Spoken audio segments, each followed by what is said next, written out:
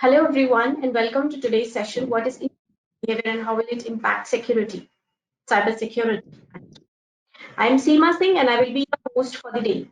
Our speaker for the session today is Leda Mueller, CISO from Stanford University. Please note, the session will be in listen-only mode and will last for 40 minutes, out of which the last 10 minutes will be dedicated to Q&A. Requesting all the participants to post your questions in the Q&A window. Should you need any assistance during the session, please use the chat box. The criteria for certificate of attendance: the participant should attend the whole webinar. The participant should fill in the survey with the right answer to the 3 questions based on the webinar provided by the speaker, which will be sent to you one day post the webinar. A quick update to all the women attendees. As we celebrate Women's History Month, EC Council is happy to announce that our women attendees can gain access to an exclusive CodeRed box bundle designed by global women leaders. Dr. Anuradha Rao, founder of Cyber Cognizant, and Lisa, certified instructor for the United States Air Force, which will be releasing soon. To do so, please make sure that you attend the whole webinar and fill in the survey. About our speaker, Leda Mueller. Leda Mueller is the CISO for Residential and Dining Enterprises at Stanford University. She has been in information technology for over 18 years and is responsible for the residential and dining enterprises, cybersecurity, and PCI strategy and program, ensuring proper protection of the enterprise information assets, technology, and business processes. She's passionate about engaging end users in understanding how security is everyone's job and has built a successful security steering team of business operators. She has an extensive background in building, implementing, and successfully delivering solutions to business units and end users. Leda holds a BA in Sociology from Whitechair College and an MBA and Master's degree in Information Systems and is CISM, PCIP, ITIL, and JSTRT certified. Without any further delay, I would now hand over the session to Leda. All right. Good morning, everybody, or evening. It's morning here where I am. So wherever you are in the world, good morning. I'd like to thank EC Council for providing me this opportunity to bring the topic of Internet of Behavior and how it impacts cybersecurity to you all. So hopefully everyone is well today. Just wanted to say that, again, the views and opinions expressed in my presentation here are those of mine and do not necessarily reflect any policy or organization or position of any other agency, employer, or company. I do have resources that will be sharing with you today that are at the end of this presentation. So there's links in that information about that. So what I'm hoping to get through today to you is kind of get you to open up your minds, think about internet behavior and how it impacts cybersecurity. So kind of to set the ground rules, the ground here, I wanted to go over some definitions with you. I wanted you to think throughout this presentation about time. We'll cover some definitions about what time means. I'll talk about time, what it was like prior to August 6th, 1991, and how does the Internet of Behavior play into that date, and how is that important to cybersecurity. We'll talk about the Internet of Things, which many of you on this call may have heard of. Internet of Behavior, which many of you may have heard of that as well, or it may be new to you. How does internet behavior and how is it related to generations? So we're going to cover the different generations that exist here today and the behavior that they do when they interact with technology. What is the digital consumer and what is the impact? Being online and the information that we receive online and how we react to that. And then the impact, again, of internet behavior with cybersecurity. So throughout this presentation, we'll go over that, and then we'll summarize it at the end. So thing. Think of a thing as an object or entity not precisely designated or capable of being designated. So use of that thing. So again, if you look around the room that you're in, there's things all around you. Some of them may be connected to the internet, some of them may not be not, but those are things. Behavior, the way in which someone conducts oneself or behaves. So as you go throughout your day, think about how you behave and how you interact with technology throughout the day and what information is being provided. Internet, it's a global computer network providing a variety of information and communication facilities consisting of interconnected network using standardized communication protocols. So many of you are on the internet today. We're doing that. This is how we're connected. So there's things around the room. There's things connected to the network. Look at how your behavior is interacting and how we are with the internet. Cybersecurity, a definition that I like to that can explain this to many people. They're measures taken to protect a computer or computer systems, as on the internet, against unauthorized access or attack. So that's how we'll look at cybersecurity today. The Internet of Things, the networking capability that allows information to be sent to and received from objects and devices, and such as fixtures and kitchen appliances, using the internet. And it was first used in 2001, which was actually a surprise to me that if you look at the year 2021 right now, some of these devices have been connected since 2001. And then the Internet of Behavior extends from IoT and the interconnection of devices that result in a vast variety of new data sources. So think about that in data as we go throughout this presentation. Data is going to pop up a lot, and I like to relate data with information. So think about that. The collection of usage and data, again by IoT devices, provides viable insights into users' behaviors, interests, and preferences, something which has been coined as the Internet of Behavior. So that's something to think about. And relates, throughout this process. So time, I have a couple of pictures here on time. So before the smartphone, which probably many of you on this presentation today have, the camera and the phone were separate. So some of you on this presentation today may not have known that. So we have a picture of a phone, we have a picture of a camera, and these were separate. So back in the day, when you used to have a camera, the process would be I would go out, I would take a photo of something, and I had to be very mindful of it because I only may have had 24 or 36 opportunities to take a picture. Once I was done with taking a picture on my film, on the roll in the camera, I would bring it to go get developed.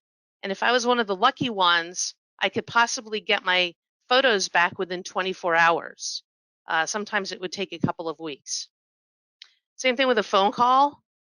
You would take, this is a picture of a rotary phone, so I'm not sure if many of you have seen a rotary phone or have used it, but you'd have to get pretty good at going around and spinning the dial and the numbers that you would call when you'd reach out to people. You would place a phone call. They may or may not have an answering machine when you call the person that you were reaching out to. And if they did not, you'd have to try again, try again, try again. So there was time in between that connection with connecting with a person via the telephone. And then before Google, we would go to a library to find information, to get data. You'd go to a card catalog to go look up at a book that you were looking for information, or you would have a dictionary or thesaurus. And I know I'll be dating myself here, but when I went to college, the big present when you were a senior in high school was to get a thesaurus and a dictionary so you could bring that to school. Those were very important items to bring. So time, we had time, to get information, to find information. There was a time lapse in between. Next slide here. So here we are, bringing us up to the 6th of August, 1991. This is a date that came into history. Don't Google it. If you don't know what it is, I'll just have you think about that date. August 6th, 1991. I'm going to tell you the answer. So this is the first day that the first web page went live on this day, August 6, 1991. It was dedicated to information of the World Wide Web project, and was made by Tim Berners-Lee. It ran on an X computer at the European Organization for Nuclear Research. So World Wide Web is what we called the internet back in the day. And this is an example of what the first page looked like on the internet, the World Wide Web. And there was information to tell you about what's out there, help, a browser you're using, software products. There's some software products out here. Technical people, list of people involved in the project, the history of the project, how you can help, and getting code. And what is interesting, what we would do back in the day as well is in your URL, you would need to type in www.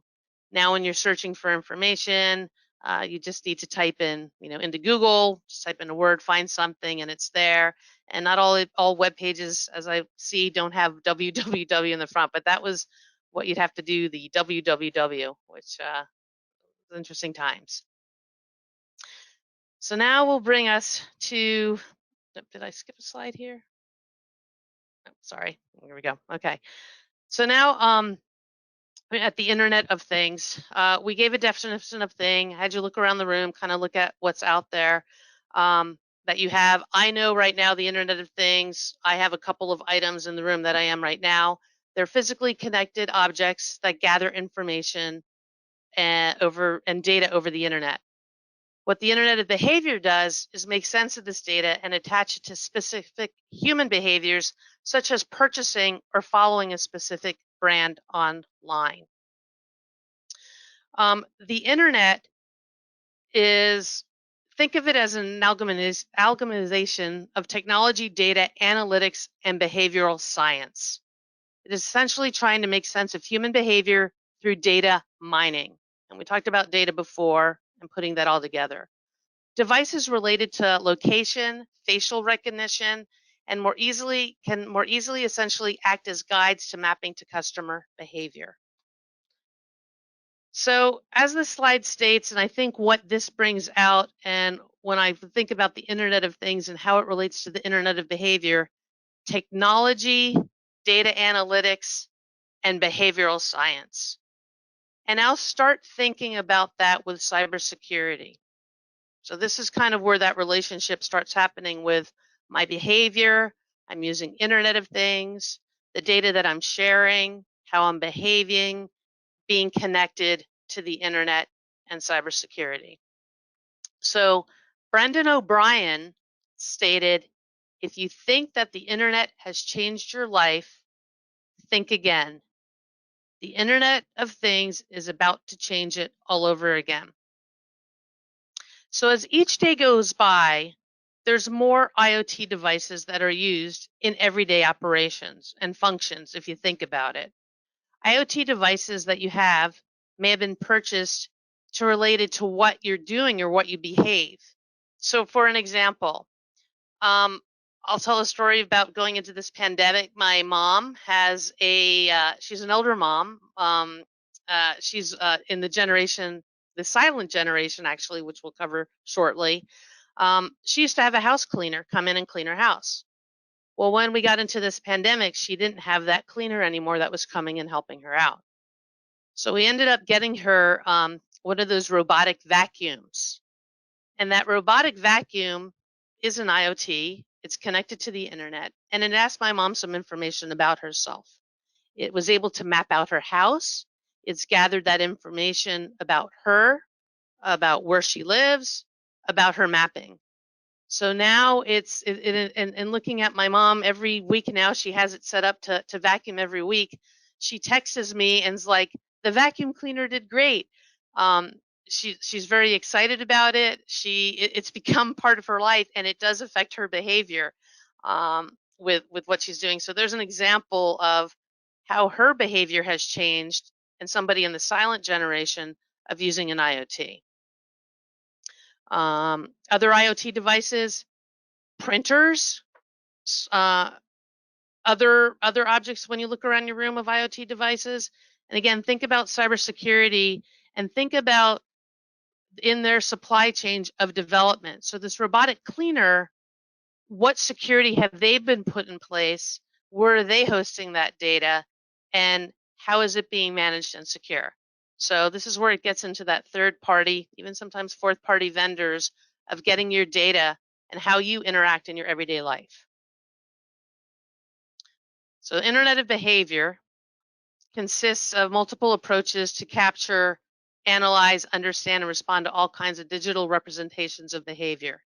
A range of public and private sector organizations will seek the use of IOP's digital capturability to affect or influence the behaviors of individuals or collective demographic groups. So think about that. Think about where you sit, where you stand, of how your life has possibly changed over the last 5 to 10 years and what you've been using. So if you think back to 1991, of August 6, 1991, if you've been around, what have you done differently? How has your behavior changed as the internet has come online, as IoT devices have come online? What data are you sharing with these devices? And how is it supporting how you're changing your behavior or not? You know, is it positive? Is it negative? Is it a combination of both? And are you thinking about the security behind it? And again, that's the cybersecurity. What is happening with that information? What is, you know, how are things moving along? Okay, so this is a Gartner slide, and Gartner has a lot of great information. Again, I've quoted them a few times here on internet behaviors as resources. The internet of behavior combines multiple sources of intelligence, such as commercial customer data, citizen data processed by public sector and government agencies, social media, public domain deployments of facial recognition, and location tracking. Again, think about where you are. I'm here in the US, and many of us attending this are all over the world. Different data can be collected in different ways by different entities. And how is it secure? So again, it's that circle of where's that information and how is that information being provided? So Gartner, and we are in the year 2021, a top strategic trend they have is for people is internet of behavior, centricity. We've had to get that out. It's a little early morning here. So internet of behavior is right up there. You know, internet of behavior, total experience, private enhancing, it's people centric. And I think back to 2020, and I look at how many IoT devices came on live in response to COVID and how much data is being collected, you know, for contact tracing, temperature monitoring, movement, right? This is all about us. This is all about our behavior. And how is this information being captured again? Where is it being stored? How is it being kept secure? So the technology capability has increased, and we see that and we know that as things are just happening. As I mentioned, time, it used to take a long time to be able to get take a picture and get the photo developed. Now you have your smartphone, you take your picture, you get instant information. So time, the technology has definitely increased. And the data that is out there, you know, data used to be many silos. And I know we've talked about data, and you probably have this in your work. That data would be kept in Excel spreadsheets. You'd have it on somebody's computer, the data, and still sometimes today it is that way. But collaborative tools with data of what we share have become bringing that data together, and combining data from more different areas has become a lot easier. And this is where the data analytics come in and APIs. We've been able to pull information from so many different locations and pull it together to tell that story, and, you know, tell that story about our behavior and the information that we're sharing. So generations. I had this one slide, and I am missing a generation here, the silent generation, which is actually those born before 1946. There is a big group in that area, not as big as these other generations, but as I told the story about my mom, she's in that silent generation, and she is using technology. And I'll get into another story about her. The baby boomers, they were born in 1946 between 64, and this is representing US data. There's approximately 71.6 million in the US. Gen Xers, they're born between 1965 and 78, 80, and they're currently between the age of 41 and 56, and there's about 65 million of them. Gen Y, or Millennials, are actually broken up into two groups. They were born between 1981 and 1994. And you can see there's a Gen Y.1 and a Gen Y.2. And as I look at that right now, that would make sense for the Gen Y millennials to have the .1 and .2. They're between Gen Y.1 is 25 to 29, and Gen Y.2, 29 to 39. And then Gen Z, which is our newest generation, was born between 1997 and 2012, 2015. And they're the ages between 6 to 24, and there's approximately 68 million out there. So right here is a photo of the different generations that I tried to capture. Again, I told you a story about my mom. I'll talk about the silent generation and the baby boomers. So my mom had seen many things. You know, she was born, I'll say, in the late 20s. She is 90. What's today? She's 93 now. So she has been interesting to watch her learn technology over time. She learned how to use the computer. She learned how to use the mouse, which some of it comes, as we know, with Gen Z, Gen Y. The mouse is part of their everyday. But she's been able to use technology and to be able to take advantage of technology. With the gig economy, my mom has a smartphone. She has, she can use Uber and Lyft. She has, as I mentioned, her robotic vacuum cleaner. She has the apps there. She's able to schedule it. So she is able now to use technology. And in her generation, she's now sharing that data and that information about her behavior, her movement, what she does as a silent generation and a baby boomer. Generation X, I'll say that's my generation. Generation X, we did not have computers really growing up. We had a couple of computer classes. I remember back in the day in my elementary school, it was more of clicking on things. It wasn't an Apple. It wasn't an IBM. I'm not sure actually what computer it was, but we kind of watched a little cartoon figures on it to kind of teach us some words and click through that. As we got older, it wasn't until I was in college that we had the Mac computers, and I'll tell an interesting story. That's just a little history. That I bought my Mac Plus in the 80s from Macy's, if you know Macy's, a shopping store. Bought an Apple Mac Plus for $1,800, and it had 1 megabyte of RAM and no hard drive for $1,800, and that was great. And that was we got that in the mid 80s.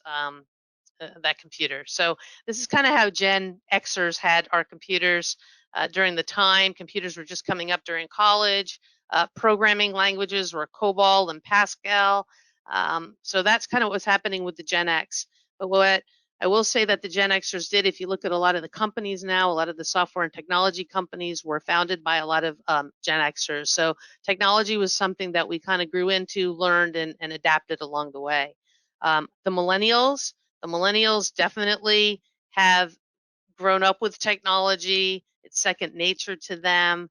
They've really adapted and have been able to use and move quickly with technology. Took advantage of the gig economy, just something of really now incorporating technology, the Internet of Things in the everyday life.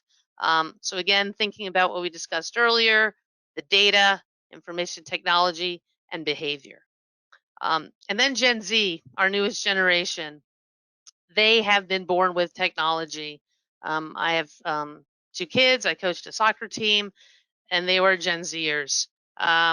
We they had their phone is attached to them. They are their phone. And as you see in the upper right hand corner, you know, the 2 kids are sitting next to each other, and they're both probably texting one another as they're sitting next to each other. Now, I think, you know, for this pandemic and the behavior of our Gen Z of being in high school right now, virtual learning was something that they were easily adapt to. Being able to communicate with one another via Discord and other communication collaborative technology they were able to do. But the social behavior is something that they have not been able to been a part of, and I see that as something that what may be an opportunity out of this pandemic is that there will be more socialization for them, since the Gen Zs have had this technology again, born with them in their hands, so being able to socialize. But their behavior, again, like the millennials, it is something that is entwined. That smartphone and technology and IoT devices are a part of them. So leading into the digital consumer and how we're using our information, the digital technology created a more connected world, as I discussed earlier. The power of structure in the relationship between consumer and brands has shifted in favor of the consumer. We can now say, our likes or things that we want. This is information that we're sharing that helps us maybe in a positive way. We can get what we want, but from a cybersecurity part, again, what data are we sharing about ourselves and how has that information been out there? And as I discussed about the smartphone, this was done in 2018 and a couple of years ago from Deloitte Consumer Review, has increasingly become fundamental to how we operate on a day-to-day basis as it offers solutions for both our work and social lives. And we've seen that along the way, and this was done in 2018, but how things have just adapted tremendously. So, again, when we think about how we interact with IoT and our devices and our behavior and the data that we're providing, when we click through agreeing to the terms, what do those terms and conditions actually say? What information is being shared? How is it being protected and where does it go? And what from the consumer, know about what is being shared about them. I'm sure a lot on this call right now on this presentation, you're in the technology field or have interest in technology, so you are asking those questions. But when you think about the day-to-day consumer, and I'm sure many of you, when you talk to them about technology and cybersecurity, it's just what not sure what's going on. But we need to think about how we're sharing that information, how we're behaving, and how we want to determine the roadmap of the future, of our IoT, of how we behave, and doing it in a safe and secure manner. So this is some information about being online, and as I've been leading up to this, some internet statistics. So in 2020, the average person used the internet for about 6.5 hours each day. So I know that's probably is a pretty good number. I know they put some people that were working from home virtually, and I'm sure many of you were doing that a lot more hours than 6.5 hours. But 81% of United States adults go on daily. And as I talked about the generations earlier and looking at the numbers, that's wow, that's like, it's only 90% short of going on daily. And I know even my mom, the silent generation, she is going online daily. She's reading her books. It may not go on. She may not go on for 6.5 hours, but she is going online. She is sharing information about herself. She is using her smartphone. So there's a lot of, again, interaction of our behavior with IoT devices. And then 3 out of 10 of the United States say they're constantly online. So other than sleeping, although I know some kids have their smartphone by their bed, there's a lot of information and a lot of interaction with being online and data that is being shared. YouTubers, if there's YouTube out there, 20 billion people every month are logged into YouTube. There's 70% of YouTube are on a mobile device. So again, this device has become a part of us. It's just an extension of us. And YouTube's going to make a lot of money as well. Xboxers, as you can see, gaming from 2016 to 2019, that went up. Again, a lot of information being shared on the internet of playing games, of what games do you like, of behavior. I watch my kids play. Gaming is a big thing, and there's a lot of information. And as you see, and I speak with other parents about behaviors of their kids, they're out there doing games as well and on Discord and sharing information. And again, how is this secure, right? There's so much information that's out there. And then the bottom one, Pew Research, roughly 8 in 10 U.S. adults go on at least daily. That was a number we discussed earlier. This is kind of that breakdown of that 81%, but it looks like only 10% never. So that would bring 90%, are going online, are sharing information, are connecting, and how it's affecting our behavior. So people process technology. This is a slide, and I'm sure many of you have heard this, that, I've seen this, the people process technology in IT and how it relates to security and behavior. I think one of the things that I've seen is education and awareness. Within cybersecurity, and as mentioned earlier, I think it's part of everyone's role. And you need to understand how it affects you in your day-to-day actions and what you're doing. I'll tell a story of a custodian in my workplace. So here's here's a custodian that his job is to, keep, especially now, with keeping things clean, with managing the areas of our workspaces.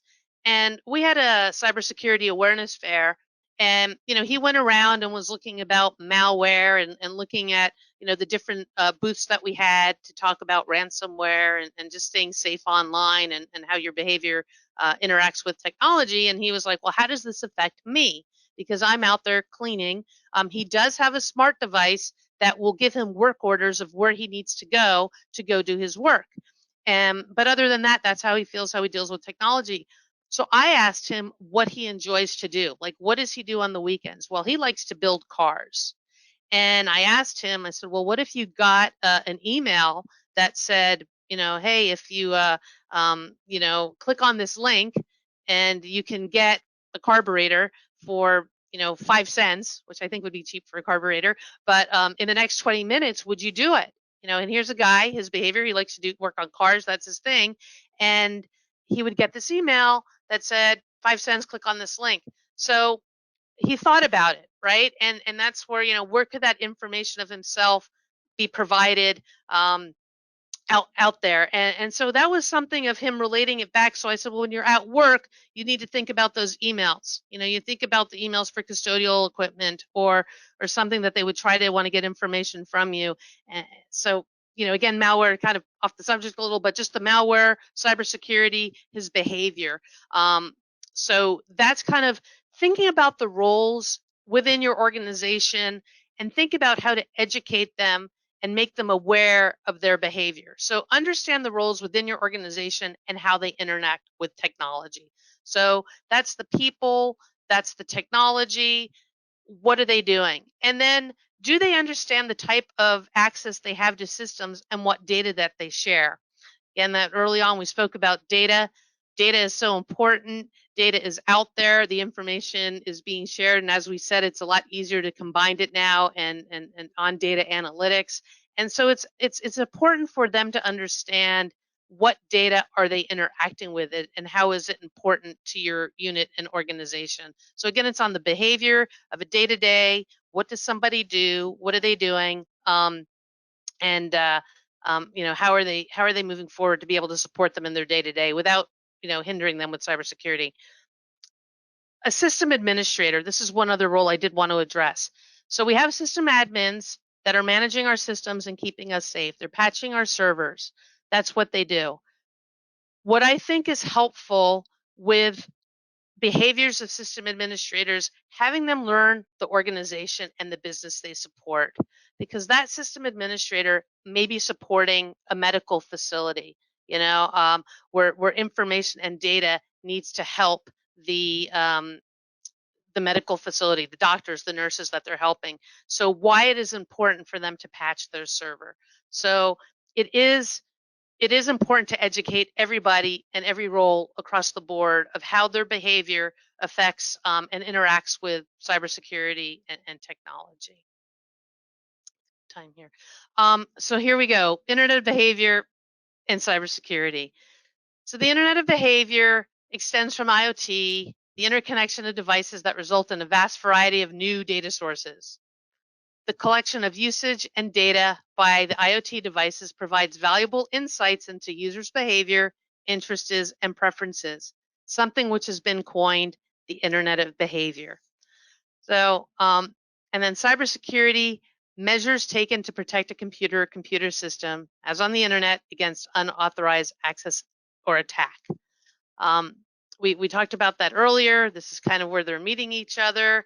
So I'm hoping this is getting you to think about the data, the people that use the data, where the data is being shared, how it's being shared, and how is it being kept secure. So with the emergent technologies and algorithm developments enables more precise monitoring and interpretation of behaviors. The IOB, existing technologies that focus on the individual directly, facial recognition, location tracking, and big data, and connects the resulting data and other indirectly identifiable information are cash purchases, automotive telemetry, vacuum bot layout data, which I spoke earlier about my mom, and data device usage. So this pandemic has increased the need to transform all digital experience, moving from keyboards and screens to multiple modalities using conversational, immersive, and touchless environments. So again, our behavior has changed. If you think in this pandemic, my behavior has changed. I've never cashless or touchless environments. My Apple Pay, I'm using that all the time now. Prior to the pandemic, I had it, but I didn't use it, right? So look at how your behavior has changed during this time, and think about it. Think about this last year and how I think this pandemic also has moved forward IOB, and this has also pushed forward cybersecurity. There's a lot of companies, as I mentioned earlier, with temperature monitoring and capacity tracking. What are these IoT devices? What information are they collecting, and how does it affect cybersecurity? So, kind of a summary about this. The internet, IoT, and IOB, I'm going to just kind of look at my notes here. There we go. So when you think about it, organizations have the opportunity to engage, enable, and delight people. They can use Internet of Behavior to influence people's actions. They can use the total experience strategy to improve the experience customers, partners, and employees. And they can use privacy enhancing computation to address data privacy concerns. So we have to look back at these IoT, the people that develop these technologies, to really think about how it affects our behavior, where our data is going, what is our privacy. The little picture of the slide that I have here kind of entails all that. Generations and behavior. I discussed the different generations and how they're doing things. And, the Gen Z, this is part of what they do. Silent generation learned about it, but they really are using this technology now, and they're a part of it, and they've adapted pretty well. So that goes back to people, process, and technology. Students, how they're dealing in school right now. I talked about my daughter with virtual classrooms, but how they're connecting with one another and how their behavior has changed and how technology has played a role of it. And again, how is this information staying secure? Think about your employees and your organization, the technical and non-technical roles. How is their behavior in what they're doing, and the technology that they're using? Again, cybersecurity. And then awareness and education. The more that we can have these conversations, just to have people think about it. I kind of talk about the 5-second rule. Like, think about where you're sharing your information. Think about before you click on that link. Just think about it. Give it going back to time.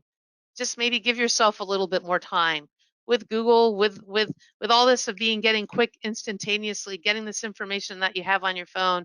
Just take that deep breath, take a little time, think about what information I provided, where's my data going, how is it kept secure?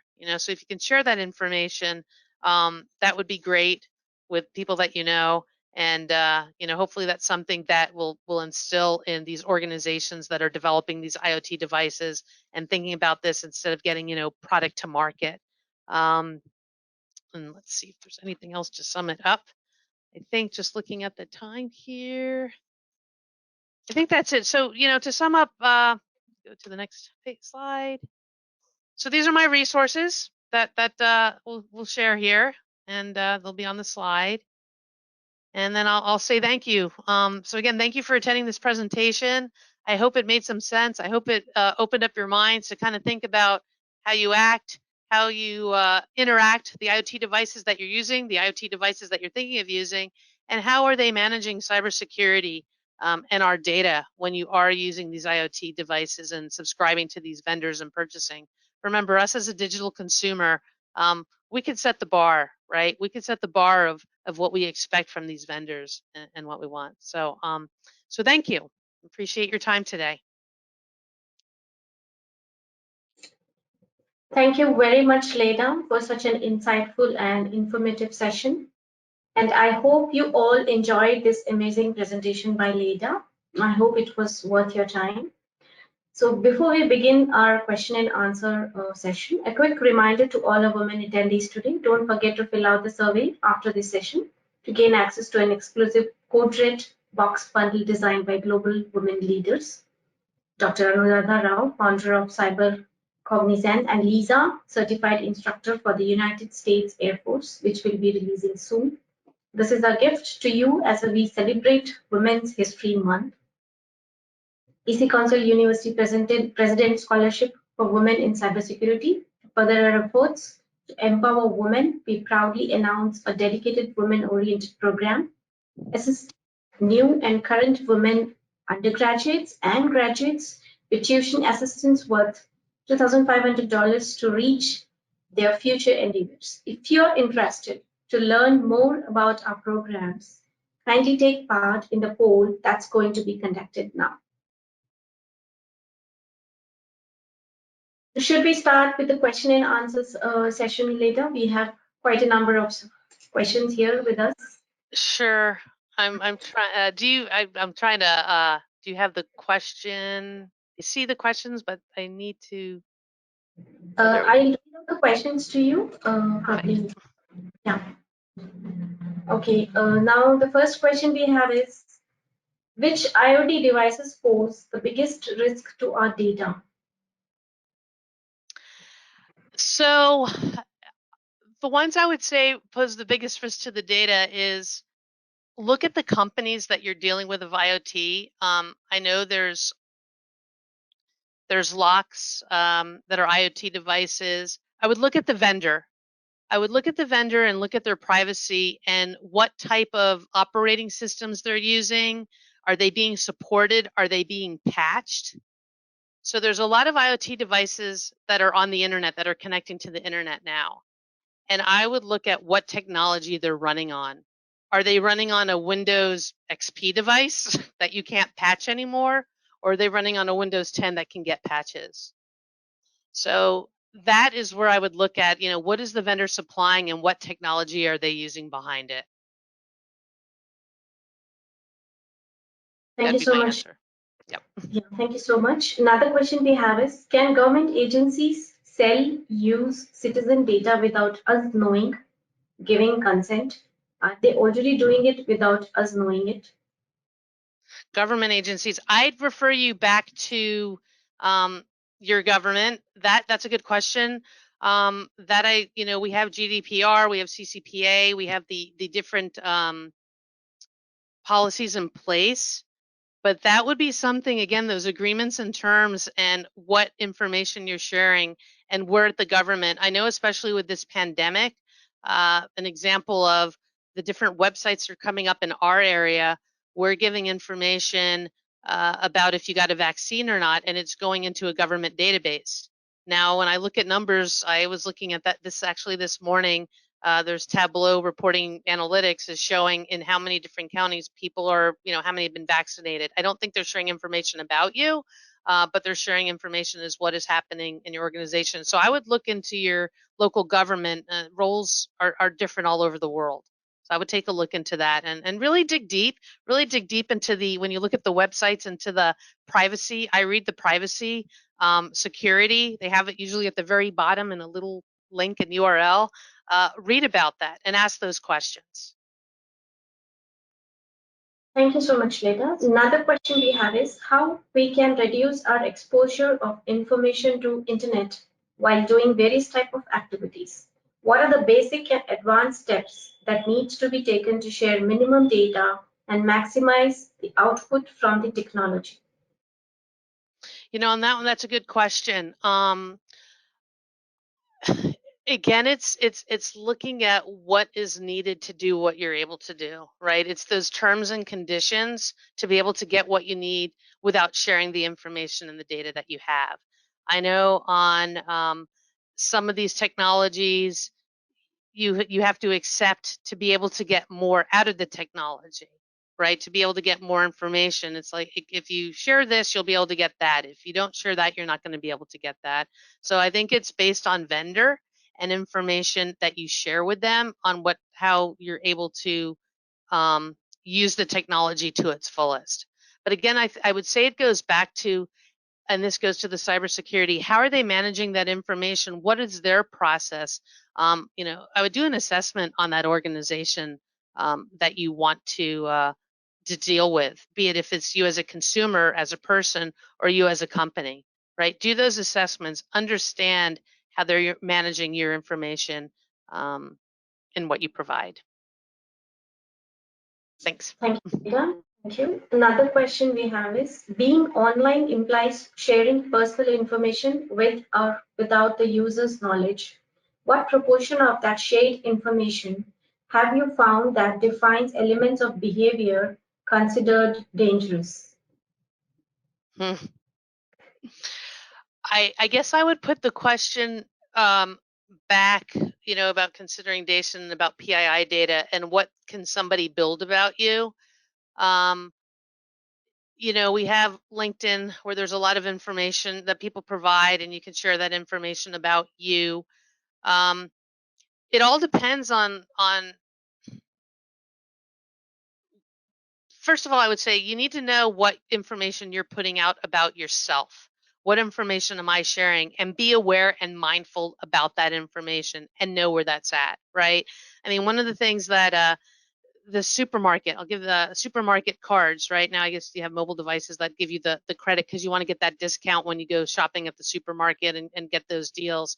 That information they started collecting about our buying habits, about what you buy, right? And you then get more coupons to what you buy.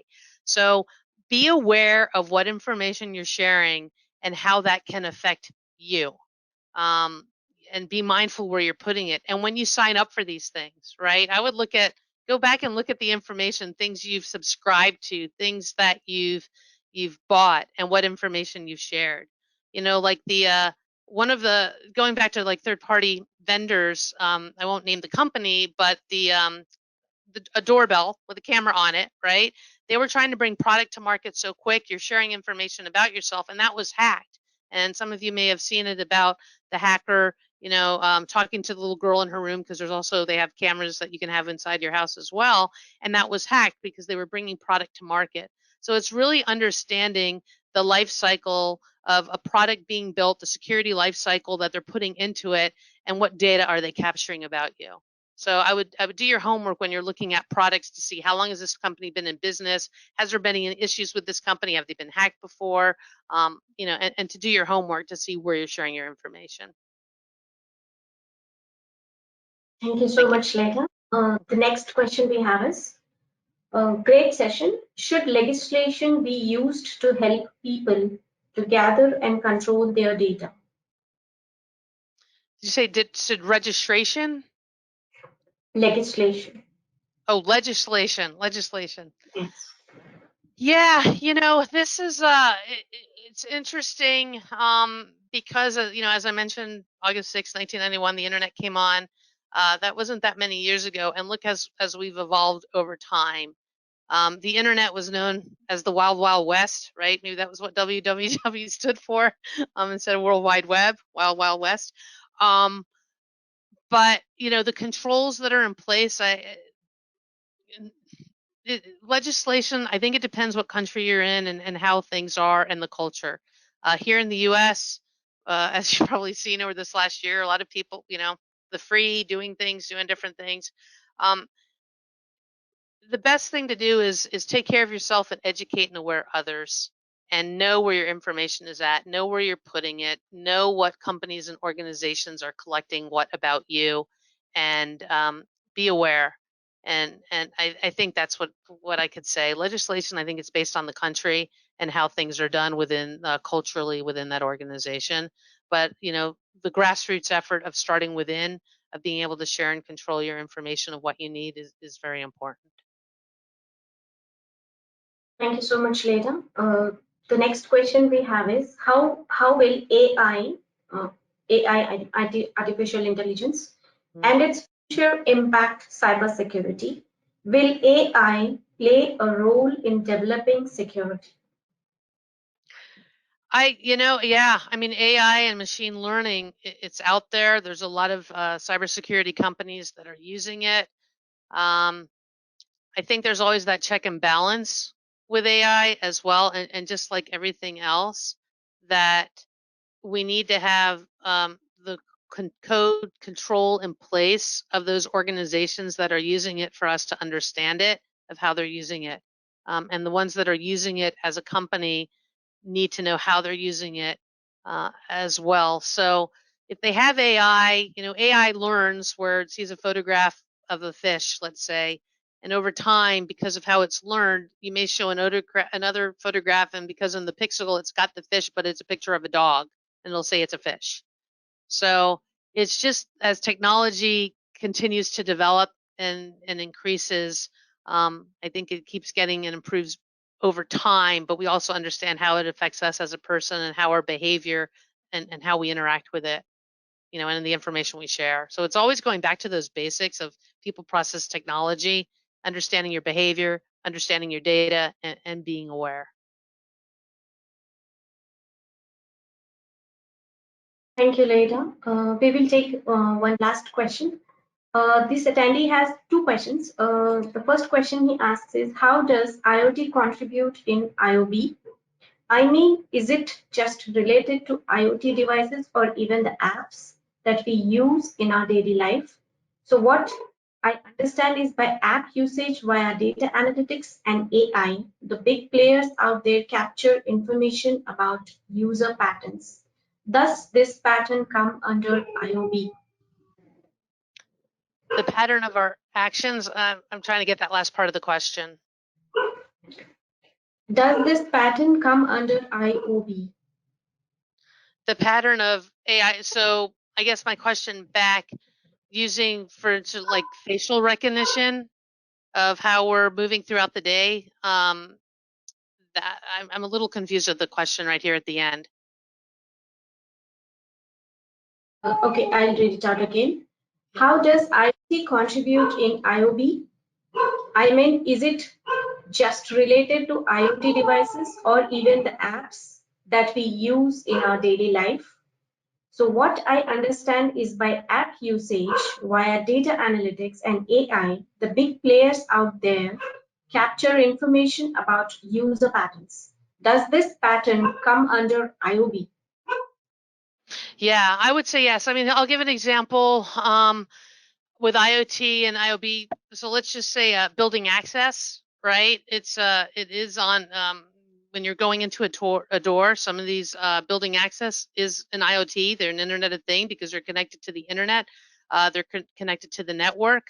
Um, my behavior of every day at 8 o'clock, I enter this door, I swipe my card, and I go in, and it's capturing information about me. So I would say that's an IoT device that's capturing information about your behavior, but I don't have an app to that building access door. I don't have information actually of it capturing my information because it's that company that's capturing that information to see me accessing the door and gathering information. So I would say, yeah, it's all inclusive as this field grows, as this grows of our behavior and how we're doing things. I would say yes, that's a good question. It's definitely larger than what we have. Okay, his second question is, how can an end user layman know about their data security since many apps commit to their privacy policies, but question is whom to trust?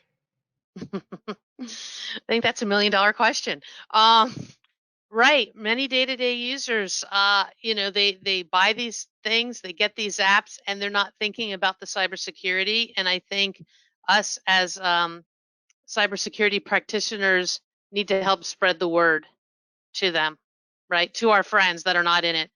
It goes back to the roles of our employees and students. They do a job. I told you, a story about a custodian, and he's doing his job of keeping things clean, um, keeping the environment clean and safe.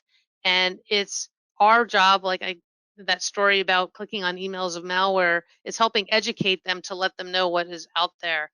I explained once to a mom friend of mine, I don't know if Stranger Things, if some of you, it was a show on Netflix about the upside down world. And I was explaining security to her and how things are out there, that it's not always what it seems.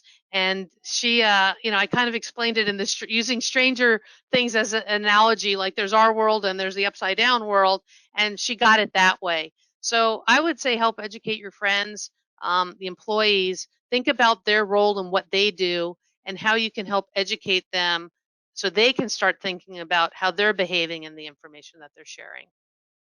Thank you so much, Leda. Now we have come to the end of the session. Thank you again for answering the questions and for the great presentation. It was a pleasure to have you with us, Leda. With this, we conclude the webinar and thank you all the attendees. We hope you have learned and enjoyed this presentation. Thank you, Leda, and thank you, everyone. Thank you. Have a great day or evening. You too, Leda. Good night and stay safe. Thank you. You too. You may now disconnect your lines.